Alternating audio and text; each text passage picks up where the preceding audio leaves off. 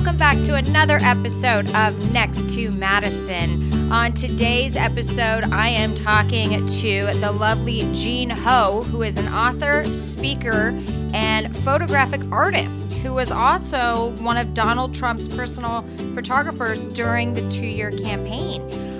So he's going to dish on all the secrets that we've always wanted to know, at least what he can release. I have all the juicy stuff. Come love it. Jean Ho, how are you? Great. Big fan of yours. Thank you very much for having me on the show. Yeah, and thank you so much for being here. So let's talk a little bit about your background. You are a photographer. You started as a photographer. Yes. Okay. So I've been a photographer for 30 years.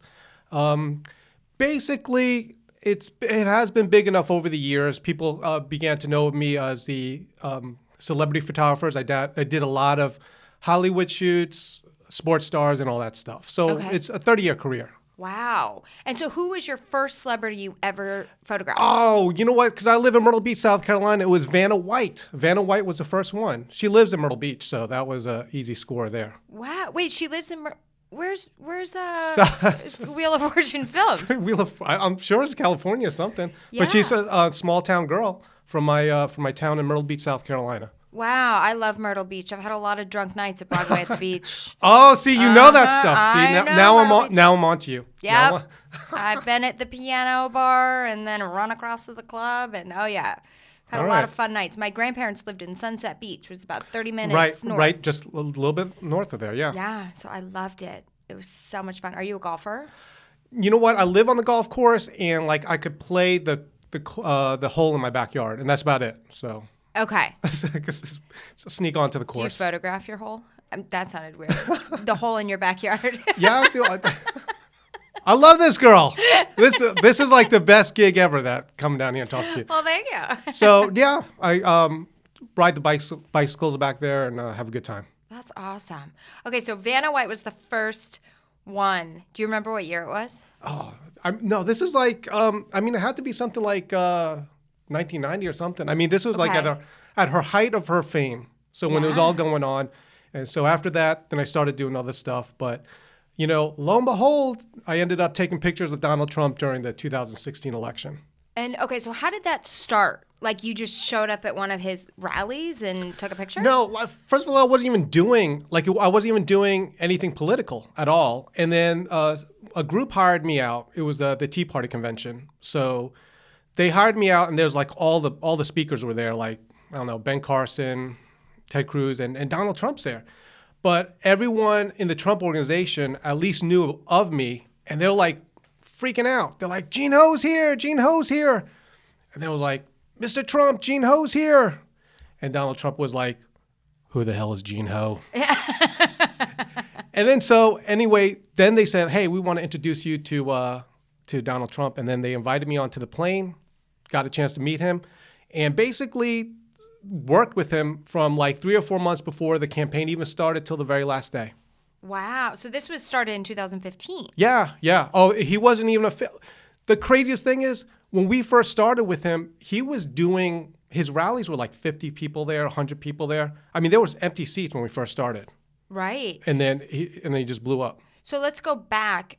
What was your impression before he ran for president?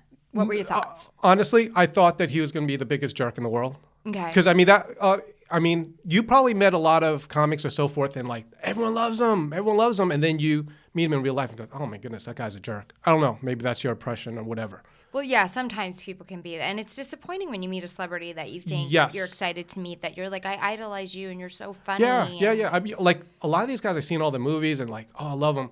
So I saw Trump and I really thought that he was going to be a jerk, but he wasn't. I mean, who knew? He was very genuine, and he's really nice to people. All the people around him, he makes you feel special. So, I'm originally from New York, so everyone knew who Trump was. Right. But no, who knew? Like he was nice, genuine. So when did you get hired to be the personal campaign photographer? Was it right there on the plane? No. Well, first of all, I walk on the plane.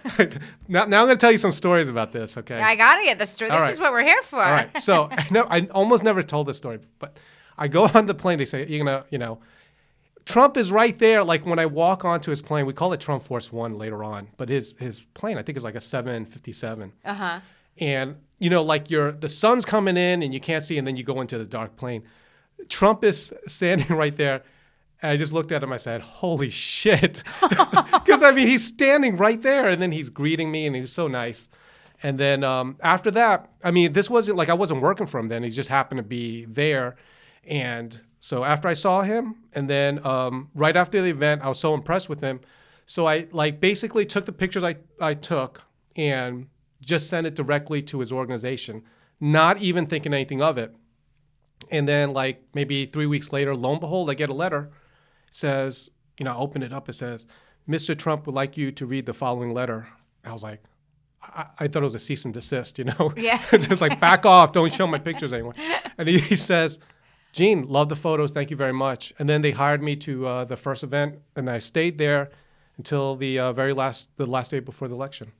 Wow. And I never got fired. That was the important thing for me. Well, I think when he first announced his that he was running, right? Yeah. I remember him coming down the video of him coming down the elevator. Yeah. Whose song was it? I forgot. I don't remember, but it was like dun dun dun. Maybe it was one of those upbeat 80s type songs, I think. But I remember the person had an issue with it. But I remember hearing that video, and I was like, this guy's hilarious. This can't be real. That's what everyone said. The whole time. Even up until almost the last day, people never took him seriously. Right. And then they're like, "Oh, this is a publicity stunt. He really doesn't want to do this," and all that stuff. But I was there from the beginning. I saw him early on, and you just imagine it. He was taking his plane, flying it in from New York, and then speaking to maybe 100 people, 150 people. He would walk into the place he was speaking through the front door. That's in the beginning. That's how it was. And then it just blew up and went crazy. Well, because when he first started, he was a guy that had his name on all the buildings. He was in Home Alone 2 and had The Apprentice. Yeah. And you know what the thing is? Back then, everyone loved him. So he was like a reality star. That's what everyone thought. Everyone thought. Bill Clinton was at his wedding. You remember that? Yeah, I heard about that. Yeah, there's pictures of it, which is different. So, it was one of those things okay, what's going on here? But I thought it was so funny because I'm like, this guy's hilarious. We just get to keep watching this. So did you think it was fake? No. Right from the beginning, we all, everyone there from the beginning was all aboard with it. And it was really fun. The first year on the campaign, best ever, because it was before Secret Service. Everyone had a good time. Yeah. He had his one bodyguard, and later on he had his private security. But you knew everyone, so you could walk everywhere, do whatever you wanted. But then later on, in the midway point, it started getting really hard because you had Secret Service. You had to check in 3 hours ahead. It was a big to do. So. Right. Well, exactly. And so, did you meet any of the other Republican candidates? That were Yeah. Okay. Yeah. I met just about everybody. And that was the fun part because you get to meet, I met Huckabee and Ben Carson and all those people, and they're really nice guys. But it was a whirlwind right from the beginning. But the first year was awesome. The second year, it became a real job. It was very trying. So what was your work schedule like? You know what?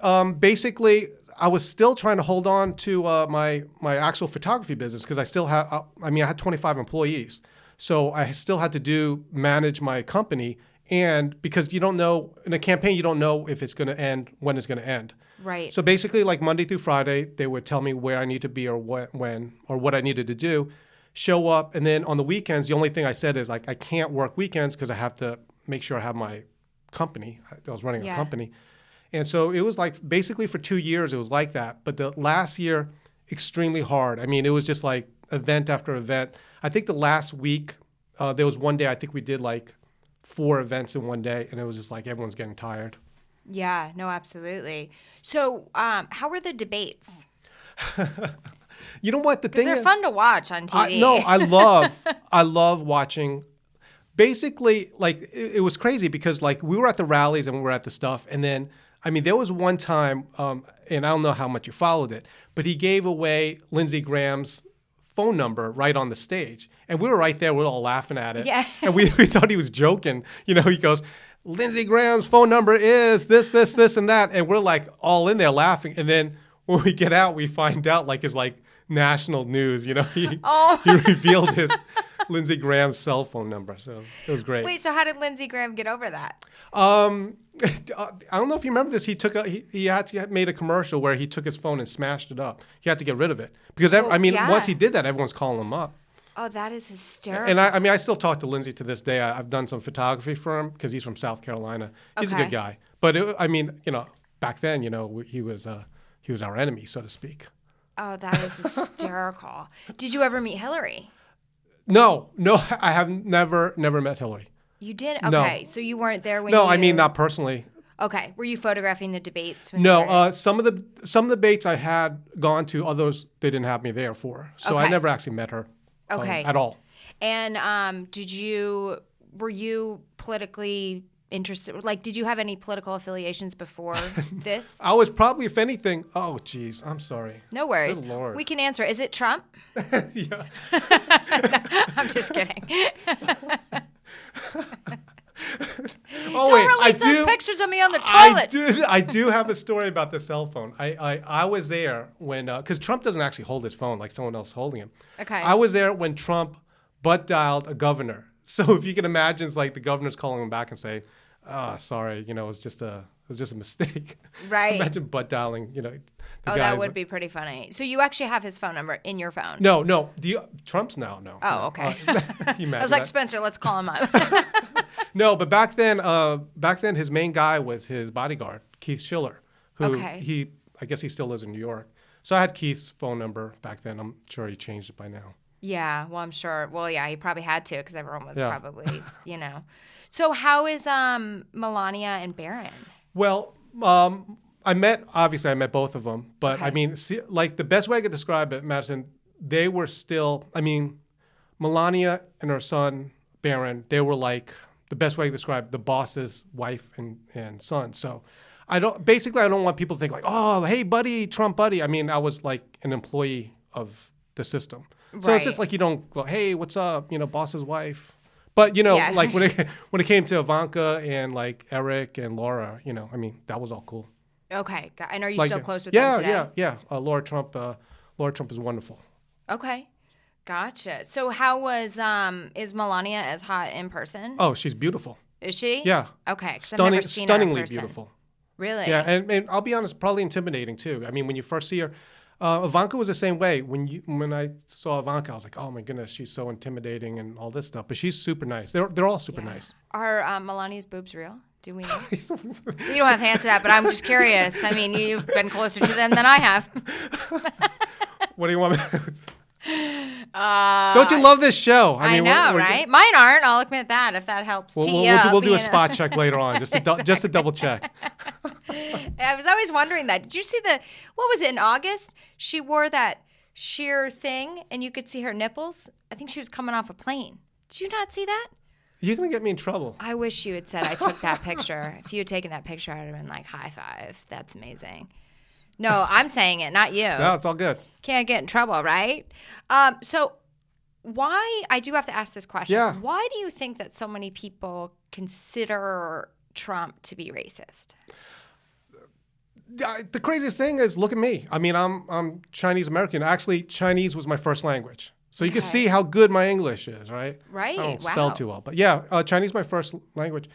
I don't know where he gets that from, because every minority that I know that has talked to him personally think the world of him. And the other thing about him, my son's biracial. So at the very least, when he met my son, he was doting on my son like it was his own grandchild. So, right, I mean, I think it's people like to do. They like to throw something at him, but like how could it be? I mean, I don't think Trump cares about anything else except for if you could get the job done. And to be honest, I mean, the 2 years wasn't always easy. I mean, he's a very, very, very tough boss to work for. He's very demanding, but that's what we wanted. But like he knew how to be the tough boss to get you to do stuff. Get it done fast. But then like he was like the cool boss at the company picnic when he meets my wife and he meets my son. Right. Yeah, so he knows how to run a company is what it is. Okay. And are you happy with what he's Yeah. Oh, I'm thrilled. been doing? Yeah, with what he's doing, thrilled. Absolutely thrilled. And when's the last time you talked to him? I think the last time I photographed him was after he was already became president, so maybe like a year ago or something. But I still am in touch with his children. So like I'm in New York, so I'll visit Laura Trump at Trump Towers. So basically, I'm still friends with the family. Yeah. But the president's very busy nowadays. So I always wonder this with big, even big celebrities, or especially the president. I mean, you've got half the world loving you, half the world hating you, no matter who you are. How does somebody deal with that amount of hatred coming at you? Well, Do you see him get emotional ever? No, or him. affected? No, but I'll say this with this, me, yes. I mean, I was a photographer for 30 years, so photographers, like, they just want to be loved. Photographers have a psychological thing; they want to make everyone happy. You're like a comedian. Yeah, yeah. But once I started going public with this, I mean, most of my photographers quit on me. Other people boycotted my business. So that's what happens when you come out in support for someone. A lot of the hate that he had came upon me as well because I was public about it. Oh my gosh! So you didn't just take the independent route. You were like, "No, these are my beliefs, No, you know what? and I'm gonna Madison, stick up for myself." Deep down inside, I mean, I hate to say this, but I almost wish that I would have just shut up and just like not talked about it or whatever, because I mean, it has, I won't say ruined my life, it's farthest from the truth, but I mean, it was difficult. The first year right after the campaign, you have my photographers quitting on me, all this, like people boycotting. So it wasn't really fun the first year after the campaign. And so, but that's what happens. Right. But I mean, I'm glad for it now. We're like a couple years into it, but I mean, it wasn't very pretty. So how did you deal with that?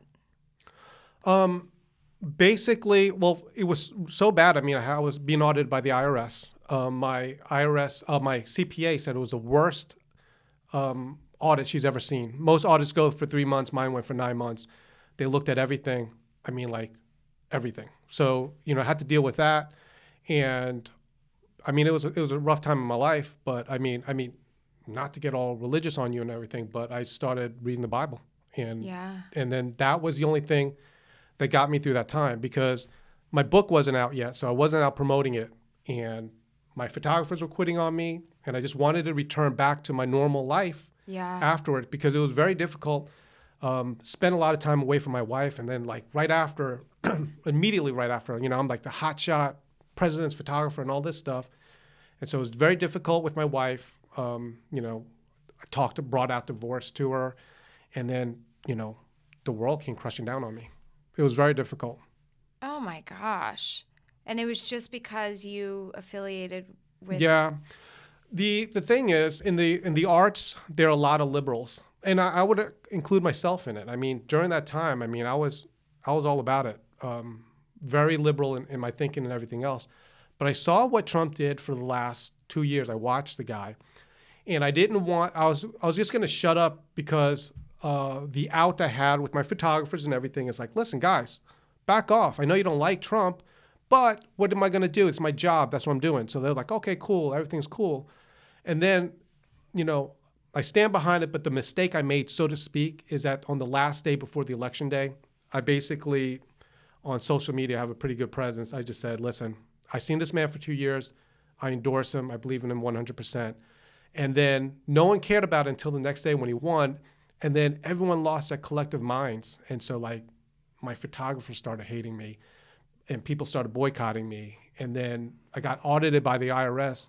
And then on top of that, during this time, like, I'm kind of not separated from my wife, but like at least wasn't spending so much time with her for the last 2 years. Oh my gosh. So, I mean, you had never read the Bible before this happened? I knew of the Bible, I read of it, but then I started reading it. And I'll just tell you one thing. I was at the audit, and it was brutal. This audit, here's the other thing about it. My company's making like $500,000 a year. And when it comes to the audits, once it goes past a certain number, I think the visible number is like 50,000. Once you have that much of that you owe, it goes into, it could potentially go into criminal charges, because once it goes past a certain number, if they can prove to the courts or whatever, or the investigators, that it was intentional. So they had my calendar. They wanted my calendar. They wanted everything, and the number was creeping up and creeping up. So I was at this audit.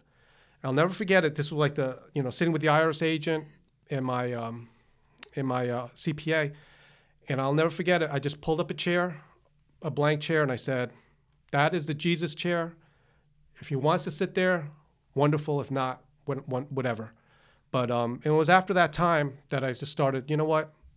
Things started getting better after that time. It lasted about 9 months. It was horrible, though. That time in my life was horrible. Did you go to therapy at the same time, or did No, you? I was so depressed, Madison. I was so depressed I couldn't even eat. I mean, I'll never forget it. I was at a restaurant and I could not eat because you have to remember, like, I'm the hotshot photographer, right? I'm making all this money. Like, my company, seriously, it's like 25 photographers for a photography company. That's really big. It's huge. It's really big.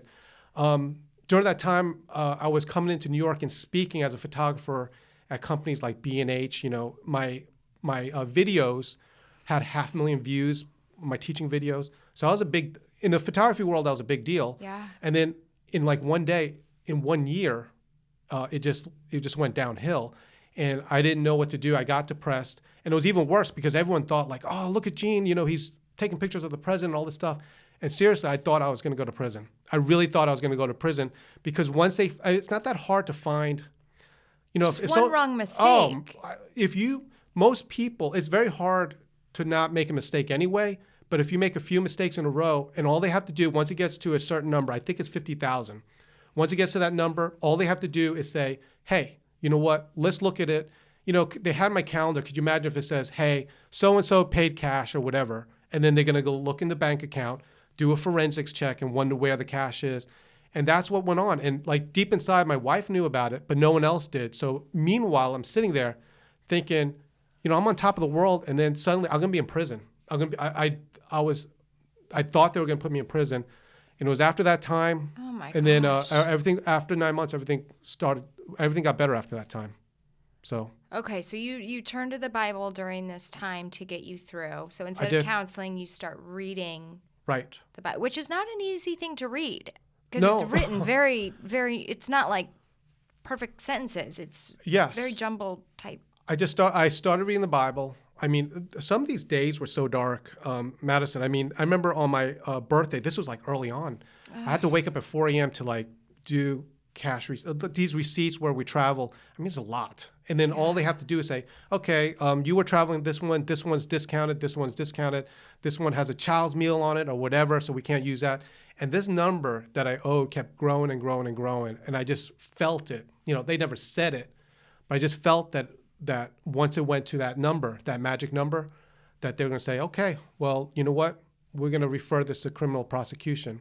And so I honestly, at the time, it was horrible. I really thought that they were going to put me in prison. And did you ever did suicide ever cross your mind at that point? Yeah. I mean, when you it's like you had no way out. And the thing is, when you are a man taking care of your family, and suddenly you're a bitch and you can't take care of your family, all your work's there, and then you think all this stuff is coming down on you. Yeah. I mean, I don't know how you got through it. I mean, it is. I felt like a total bitch because I'm sitting there. I mean, there was one time, just to give you an idea, there was one time that my daughter fell down and she hurt her arm, and my wife's like, "Oh, we got to take her to the doctor." And I feel like the biggest loser because I'm like, okay, hold on, let me make sure I have the money to go down to there. Oh and so gosh. the whole world was coming upon me, and so almost as fast as it came. It was almost like a pregnancy. Once it was over, like after the 9 months over, and I started reading the Bible. I mean, not to say that it's the cure-all, but my life got better after that. But it worked for you. Yeah. And you found. So do you go to church now every Sunday? No, Okay. and I'm adamant about that. I don't go to church. Okay. I'm not. I mean, I hate to say like I'm not a believer in church because obviously, they're good people and all this stuff. But it's right now. It's me and my wife, and my two smaller children, and we travel around the country now. I mean, we're going to California. We travel around the country doing book signings and stuff like that. So, So let's talk about your book. yes. When did this idea kind of come to you? So it was after the 9 months when Right. you got out of this very dark period. Yeah. And then basically what I did was everyone knew I was going to come out with a book, but they thought it was going to be a picture book. And it got delayed because of all this stuff going on, and and trying to hold my photography studio together. But anyway, so after that, I just said, you know what, I'm going to sit down and write it. And it was actually me and my wife. Like, I told her the stories of what was like Trump like behind the scenes and everything, and she, I wrote it down and she fixed it up for me. Okay. But the interesting thing, and Madison, one of the things that is proof that all these things I said in the book are true, I can't even begin to tell you that if I would have lied and said some stuff about Trump and would have said, hey, you know what, I was backstage and I saw him doing this with someone and this stuff, I could have sold that for millions. I could have took care of my financial problems in one day if I did that. You're right. If I told some lies about Trump. To make him look bad, right? Yeah. Right. But I mean, so, I just decided to write stories about what it was that I saw, how he was, and wrote it down in a book. And so it's been good since then. I've been touring around the country, giving book signings and giving talks. But the craziest thing, Madison, I'm going to these events and there are 200, 300 people come out to see me. That's fantastic. Yeah. So it works out great. My children travel with me. My wife loves it. So that's what we do now. So it's like there was this dark cloud was almost something you needed to go through. It's like God was giving you strength. Yeah. And now on the other side is you kept your faith, and on the other side is just this whole different world that you didn't have before. That is so true, because it was also at this time. During this time, I traveled a lot with my photography, and I saw both of my children, both of their first steps on Skype. So I'm traveling around, big shot photographer, doing all this stuff, Yeah. and then not spending too much time with my family. And then this whole Trump thing came about. So I was on the road with him, and then coming back and doing my, trying to hold on to my photography company. So I spent a lot of time away from my family, a lot. That's got to be very difficult. Yeah. And so nowadays, whenever possible, my family travels with me. So, it's wonderful. It's great. That is fantastic. So during this time when the world was kind of so to say, was Right. ripped out from under your feet, did you call the president and say, this is what I'm going through? You know what? It's interesting now because I feel like I would have been like, I need help, and that would have been my first call. Right. I saw the president, took pictures of him even after he was president, but it's just I know this from being part of the campaign. Everyone that went up to me says, oh, could you tell the president this, or could you tell Trump this or this? They do that all the time. And when he's the president of the United States, you just don't. But I have talked to a couple times to Laura Trump, who still today is my friend. And, it's one of those things too, I still want to be a man. I don't want to be like a bitch. And you're like, oh, could you give me money? Could you give me money? Because no one really wants to do that. You just want to earn your own place. I know. And it sucks because a lot of times I have to say, you know what, could you help me out here or there? And, with family members. But it's just what happens. And then, that's almost adds to the depression, because you're like, well, where's all my money going? We're talking 25 photographers doing high-end weddings, doing high-end photo shoots. So I'm taking a cut out of every photographer that works for me. Yeah. So we were making good. I was when I was 30 years old, I had my own. I'm older than 30 now, but when I was 30 years old, I had my own stretch black limousine with my own driver, private driver. Had Wow. all the neat stuff. The Maseratis, the homes, and everything else. So I had it all. Yeah. Financially, I was. It was a big photography studio. Most people just do themselves, but it was pretty big, and then it all came crashing down after the campaign. Oh my! So how do you feel? How do you feel it would have been different had you been a Democratic candidate's photographer? From your honest opinion, My honest You're doing opinion? the same thing, Okay. but it's now on the I Democratic side. think my life, and I say this relatively because I say my life is golden now, but my life would have been golden. I mean, and I felt, I'll be honest, I felt betrayed.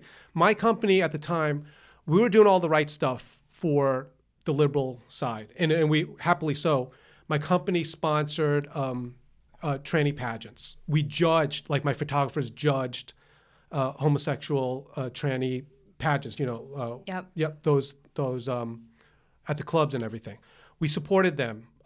We did everything. My company supported the NAACP. We supported the concert. We did everything that you would imagine a good liberal person would do. We were beloved. I mean, they loved me. The liberal side of things loved me. I was the toast of them. And then even through it all, as I saw Trump doing this and I was drawn to him, I mean, basically I'm sitting there lying to all my photographers and everyone, hey, I'm just doing this because, it's my job and everything else. And then I think once I came out on the last day, and I think that's what I just, Madison, just to give you an idea, my children were raised with a lesbian nanny. So I was I was all into it. The liberal community loved me. Absolutely. So, and then, sometimes I wish I was like, man, during that time, I was like, I should have just lied. I should have just shut my mouth and did it. But now, no, I'll be honest. I feel great about what I did. Well, you owned your truth. You said what you felt in your heart, which is very difficult. And we're going to talk about something without mentioning any names, but there apparently in Hollywood is a very closeted, dark place where people in Hollywood have to hide. Yes, and without naming names, I'm going to be. My book tour goes to California, and I'm going to Los Angeles, which I've been there before. But there's a group there, and it's a group, and they meet in secrecy, or it's not a public group. That's the best way to say it. Right. There are some Hollywood stars that I'm like convinced. I was like, wow, I used to hate you. Like, like not hate, but like, right. I like, you were the enemy, and the Hollywood producers and movies that we all know, but they go there and they are basically closeted conservatives that are supporting Trump, but they are not, they're incognito because they don't want to, and they don't give to the campaign because then they'll have the records there. Yeah. Right. So do you think, are any of these people that are in this secret room, let's call it, people that you've seen on television say, I hate him publicly, or I'm for this Democratic candidate, or? You know what? A lot of the best thing about when I talk to friends, I cannot even imagine telling you, and I know a lot of Hollywood people, and they're basically, they say to me, yeah, I support Trump, but I'm just not going to say anything because they'll boycott him, and they're going to they want to do to them, if that's the case, what they did to me. But the different part about it is I'm going to go there in California and speak to them. You know what? Most of them and that go there that are independent, because I am not officially part of the campaign now. I'm doing my own stuff. Yeah. And so they can support me, and I don't have to report the money. Yes, I have to report it to the IRS. Right. But I don't have to say that this is for whatever. They could just say, hey, this is a donation to you for your cause. And so they are. I mean, I don't want them to be open about it now, because I don't want them. Do you think that the pendulum is going to swing too far and then snap back? I mean, it seems to go.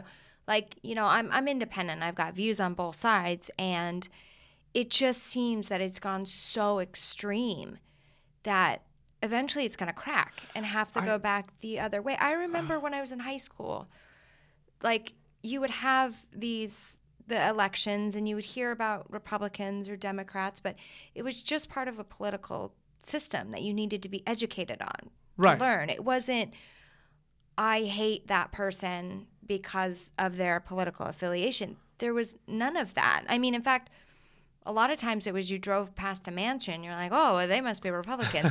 And that was kind of it. Yeah. It wasn't what it's become today.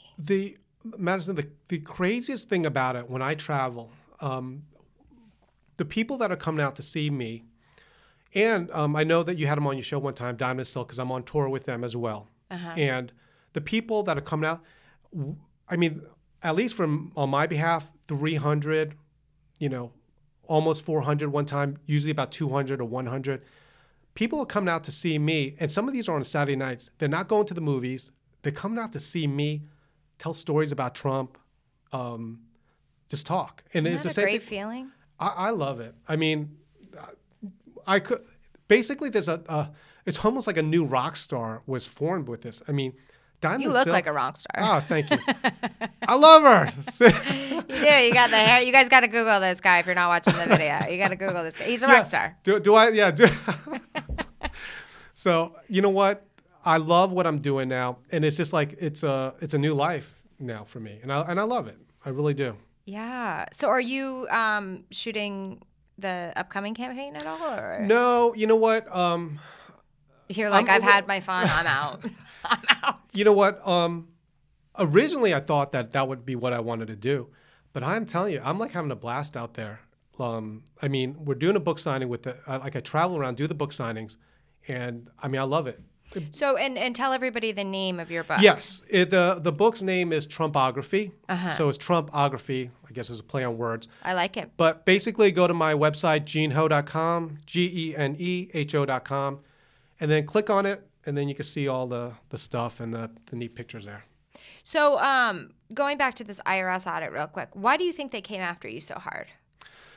You know what? One time I did this at one of my talks, and this was a local talk near my home, and I said to everyone, hey, how many people have ever been audited by the IRS? And you have like 100 people there, and then like 2 or 3 raise their hand, and then I said, okay, and I thought it was gonna be no one raised their hand. I said, hey, how many of you have ever been audited by the IRS twice? So I've been audited by the IRS twice. Once in the beginning when I first started with Trump, and then once after Trump became president. So I've been audited 2 times, and I've been in business 35 years, 30 years, whatever. Never got audited, but once I started with Trump, I got audited twice. And the thing with it is, when I said the 2 times thing, the people raised their hands, and at least one of them was another person that worked for the Trump campaign. So who else do you think they also came after that hard? Well, it was all the Tea Party people, because I mean, the Tea Party first hired me, and I wasn't even thinking anything of it. I mean, like, actually, the Tea Party back then had a negative connotation with me. You thought of them at the time like, oh, these are the crazy real conservatives. But I didn't care. So, it was a job, so I just took pictures there. And so I do know this, that the Tea Party people were heavily audited during that time. Interesting. Okay. Yeah, because those were the real, I won't say far right, but they were the real conservatives back Every then. time I hear the word Tea Party, though, I don't think of tea bag. No, that's not where I was going with that. But I think of like that painting, like in Boston, where they were throwing all the stuff over, and how it kind of started. Yeah, I had another one of my friends. He got audited, and he got audited. They he came to his work one day, and there was a tea bag taped to his door. Wait, what? I'm Chinese. I would have just took it and just made tea with it. That's what I would have. Well, actually, no. I probably would have thought it was laced with something, right? If it was taped to the door, that would have been my first thought. But yeah, I mean, teabag. It's interesting how that became a sexual term. Yeah. Well, I guess it's kind of how you dip the balls. But all right, back to the serious stuff. So the IRS. Speaking of teabags, no, I'm just kidding. Great. Now I'm gonna get audited. You're gonna be audited. Audit her. Good thing I keep track of everything. Shit, I don't make enough money yet to have them audit me. But yeah, knock on wood. Hopefully they. Yeah, I've been keeping track. My dad's a CPA. Oh, really? Yeah, so he definitely is like the Excel spreadsheets and QuickBooks. And to prove it, on my book, and you could tell your dad this, on my book, the dedication of the book, my CPA is mentioned in it. Like, how are you a CPA and you're like in the mention it? Because she basically defended me. She saw what was going on, and she's not even a Trump supporter, but she saw what was going on, and I mean, it was like, she said it was the worst she's ever seen. You have to remember the average audit lasts about 3 months. This went on for 9 months. So it was like, now we need this. Now we need this. Now we need this. And it was constant. It was brutal. Oh my gosh. So did they find anything? No, I got Maybe there's like a penalized. couple dollars where you're like, eh. You know, after that last one, I mean, things got better really quick after that. It was weird. It was like a pregnancy. It's like 9 months and it was over. Isn't that great, yeah. though? At least it lifted. Yeah. And it came out on the other side. I mean, a stronger person, probably. Yeah. I mean, at the time when you're in the middle of it, you just think it's never going to end. And it just did. It ended like almost overnight. And don't you feel like almost when you've gone through such a dark period like that it just kind of releases you in a way? You know what? Because I had for example, I had Anthony Scaramucci on my podcast. Yes. And he was like, when people throw your name through the mud and they've said the worst, most horrific things about you, it kind of just lifts and you're like, nobody has power over me. The worst things have been said about me. And I got through it, and I made it to the other side. And screw it, bring it on. What else are you going to say? You would believe, you would not believe how much, I tell people all the time, most people, including myself back then, but most people don't really live. They say they live, but they're worried about this bill, they're worried about this bill, they're worried about the taxes. Most people don't live. Most people do not live. I would agree with that. I would say there's a lot of times in my life in the past where I hadn't been living. I was just felt like I was existing, waiting for the next project, waiting for this to come out, waiting to make a certain amount of money, waiting. And it's like, holy shit. Like life passes you by. You've got to live. I've always said this, and I said that I never want to be the person that says, I will be happy when. Because I lived my whole life like this. I'll be happy when I get this. I'll be happy when I get this. Then I'll be happy when I get this. And then you're never happy. And the craziest thing about it, Madison, right after this was all said and done, I took my children out on a bike ride. Had no clue. My backyard, because I live on a golf course, like a half mile from my house is the most beautiful lake that you would almost ever seen. It's beautiful. I lived there for 15 years, did not know it existed. Like I did not walk a half mile past my house in my backyard to see this beautiful lake. It was just so busy. And I'm sitting there trying to make money, and like money is almost never enough because as soon as you make this, and it's like, okay, well, can I reach this next level? Can I make, I made $500,000. Can I make, $1 million? You just keep on going with that. Yeah. And it's almost like it never ends. And so, screw it. I just decided, you know what? I'm just going to live life and then let it come as it comes. And do you feel it's been better? A lot better. And you probably have more opportunities now too, because you're not so attached to this. You know what? The other thing is my wife and I decided to homeschool our children. And so my wife now takes care of our children. We travel with them. We've been to the national parks. We've been to the Grand Canyon. It's almost like for the first time in my life, I mean, seriously, for the first time in my life, I feel like I'm actually living. And I'm telling you, I had all the toys, the Maseratis, think about it. Who has like a limo with their own driver? I mean, I had all that stuff. At 30. Yeah. I mean, it was like I was a big deal back then. But it was never enough. I was never happy because I was like, okay, well, now I got this. What else can I get with this? What else can I do? And then finally, you'd think, and I was like, oh, I'm the hotshot guy. Just photographed Trump. And then at the height of it, it all came crashing down. So do you feel, how do you feel like you got to that level? Was it because of what happened that you were like, I'm happy now? I think and again, not to like over religious it or over spirituality that's your belief and that's okay. Yeah. So don't apologize for basically, it was like this. In your darkest hours, you could go one way or the other. You could go closer to God or you could go further away from God. Yeah. And I just took a chance and went closer. And then like, whoa, I feel so much more happier now than I ever have before. And, we have How did you get closer to God? Because I think a lot of people sit there and say, oh, I believe in the higher power. Right. I pray, because I'm saying this for myself too. Sometimes I'll go through some rough times and I'll sit there. And my mom used to say to me, why don't you pray? Because I would always say, will you pray for me? Right. So I would always say that. And she was like, of course I'll pray for you. I pray for you all the time. You should pray for yourself. But sometimes I feel I don't know how to connect. No, I do and I don't. Like I'm like, oh, God's out there and I have a cross or, whatever right. you're. But I don't. What I did was this, and it was after that IRS audit, and then I said to myself, if I'm driving down the road, every once in a while, not all the time, every once in a while when it was in the darkest hours, I would drive, I would shut off the radio, and like normally people on their passenger seat, they have all like their junk there and all this stuff and mail. I took everything out of there, and I said, Jesus, if you want to ride with me, sit there. You know, and you could call it real or you could call it the imagination. I called it the Jesus chair, and I said, you know, sit there if you want to sit there. And you know what? You know, I believe in it. I believe in it. And the other thing I said, which is interesting, I also said this.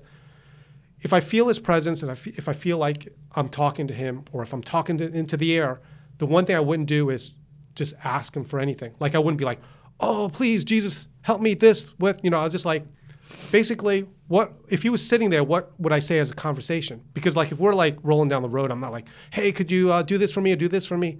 You're not going to be like, hey, Jesus, you want to stop by Taco Bell? That's what I would say. Chalupa! It was that real. And then like most of the time when people pray, I mean, like, could you imagine praying and just not saying, like, asking God for anything? It's hard to do. Like at first you feel dumb because you're like, I don't know what to say. Can you give us an example of one of the prayers you used? You know what? I just said, you know, it sounds crazy, but it's just like, hey, you're not going to believe it. My son rode his bike today and he took off the training wheels. I mean, it was just like simple as that. Because that's what I would talk to if I had a friend sitting next to me. It would be that real. I say, hey, Jesus, you're not going to believe it. My son finally got off his training wheels. And so it's just like a relationship based upon a friendship. And, you know, like if you're riding down the road with your friend, you're not like talking constantly, right? You're just like, you're just chilling. Yeah. And that's what happened. I just started doing that. So do you ever say like, you know, Jesus, give me strength to get through this challenge in my life, or? I have, but when I do, I feel like the fakest person in the world because I think that's what, I think that's what everyone says, you know? And it's like, to me, it's like not that he does, it's like, does he, like he knows what I need, you know? So maybe just true. be like so you're trusting the universe or Jesus or God or whatever somebody believes in is trusting. So I just, bigger than you. You know, most people that have friends, when you hang out with your friends, you're not talking about what, you know, hey, you know, my friend, could you loan me $100? Or, you know, you're not like that. You know, you don't like, oh, could you give me this or that? You're just talking. And it's weird to do that. And you know, it's not like that all the time, but I've done it where I just shut off the radio and just like make sure there's nothing sitting in the chair next to me. Pardon me. I just sneezed. Yeah, I mean, that's amazing because I think a lot of people tend to, when they do pray, they're asking. I feel like the biggest phony. Always. Yeah. You know, so that's an interesting way for the listeners to think about it too. And the big thing too is they're saying you'll get more if obviously you have gratitude and being thankful for all the stuff that you do have. And like as we were saying, like, oh, you know, I'll be happy when. It's kind of like, yeah, but what about all the stuff you've been given right now? Like sometimes I get upset and I'm like, you know, God gave me my dad's nose. Like I like my dad's nose. You know, like you got to be grateful for that. I'm grateful for a lot more, but my dad's nose. You have an awesome nose, though. Love her nose. Thank you. It's my father's. Well. I know. Now he's going to be staring at my nose. Like, what's going on here? I know. People used to think my nose was fake, and then I would show them a picture of my dad, and they were like, "Oh shit, okay, it's definitely real. All right." You know, so let's talk about. So we talked about if a Democratic president, yes, came and called you, yes, and said, "Hey, I want you to work on my campaign." What is your answer? And I want a true answer. The fake answer would be like, "Yeah, I would do it," and all this stuff. But I'll be honest. I mean, I don't think I can.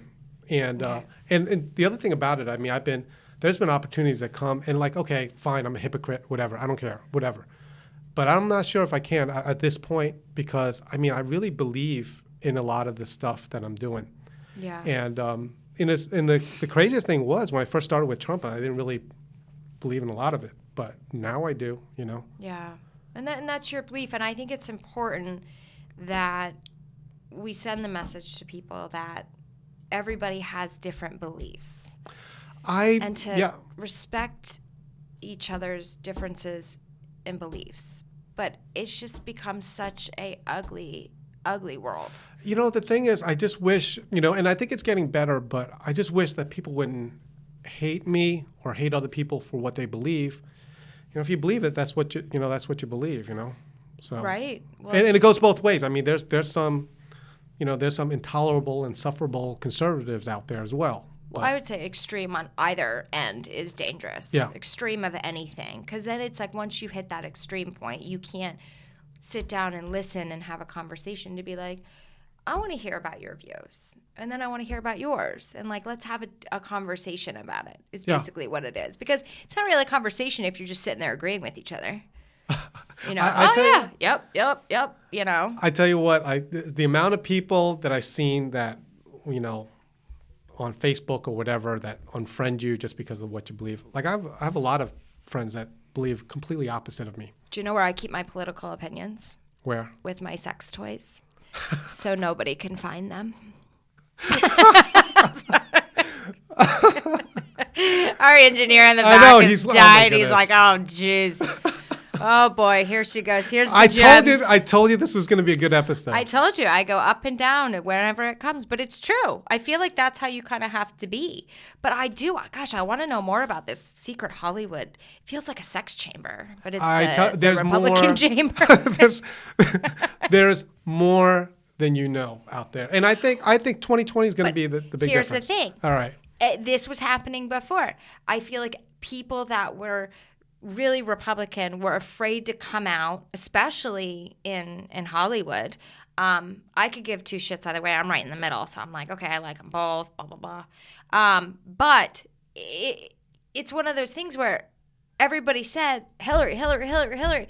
And then they went behind the curtain, and the curtain closed, and that's exactly what happened, which is why the polls that are coming out probably aren't right, because people are terrified for their lives. I tell you what. That's why I'm indifferent. No, in 2016, they called it the silent majority.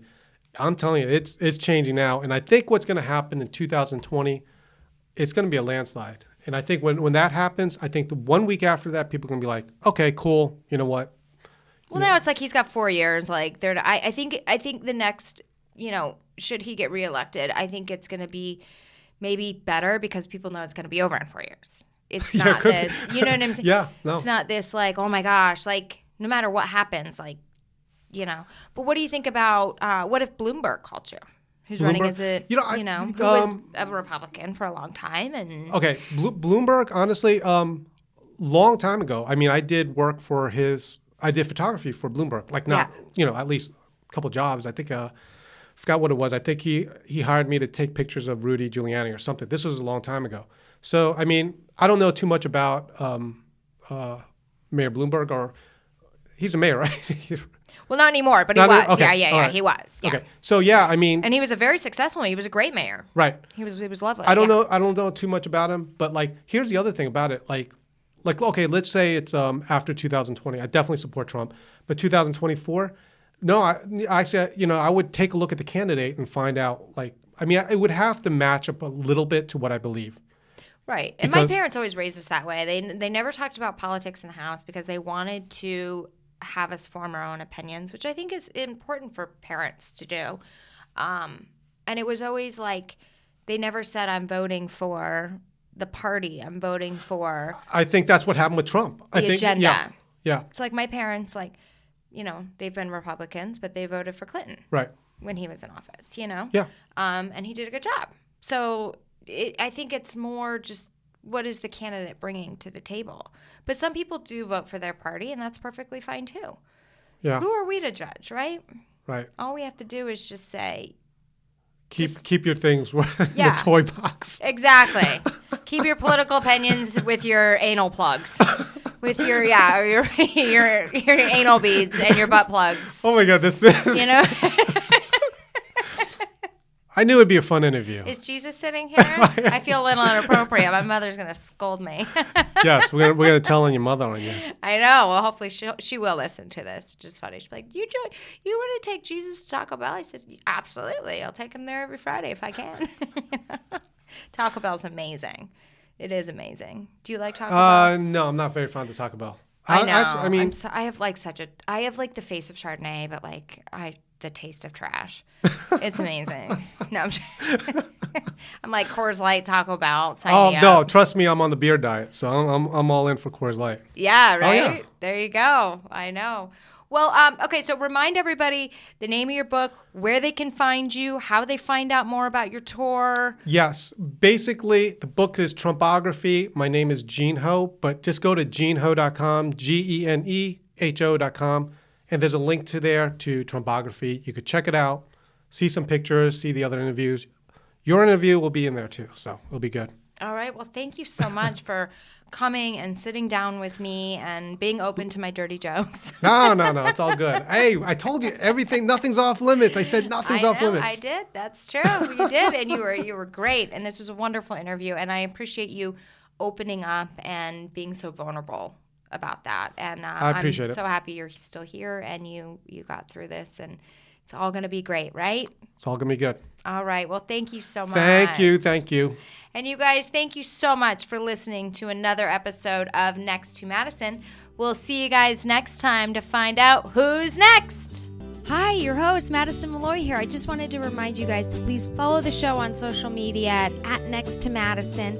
And if you have any questions or suggestions for the show, or you feel that you would be a great guest on the show and would love to be considered, please feel free to email me at nexttomadison@gmail.com. Don't forget to subscribe to the show on all podcast platforms. And I thank you again for listening.